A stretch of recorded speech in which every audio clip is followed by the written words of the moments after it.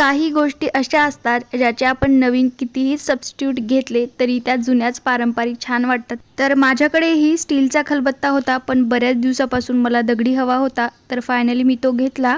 तर हा मी ऑनलाईनच घेतलेला आहे। पॅकिंग आणि क्वालिटी दोन्ही पण खूप छान आहे। तर ह्याचा वापर करण्याआधी याची पण सीझनिंग करावी लागते। तर चला त्या स्टेप्स मी तुमच्यासोबत शेअर करते।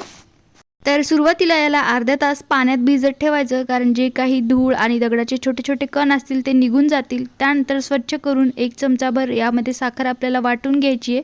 साखर वाटून झाल्यावर खलबत्ता एकदा स्वच्छ धुवायचा आणि परत त्यामध्ये तांदूळ घ्यायचे, थोडंसं पाणी टाकायचं आणि तांदळाची छान पेस्ट होईपर्यंत वाटून घ्यायचं। तर हे थोडंसं असं ग्रॅन्युलर जसं की आपलं स्क्रब असं तसं होतं, तर त्या पद्धतीने सगळीकडे लावून घ्यायचं, जेणेकरून दगडाचे कण निघून जातील। आणि शेवटी लसण आणि मीठ टाकून कुटून घ्यायचं।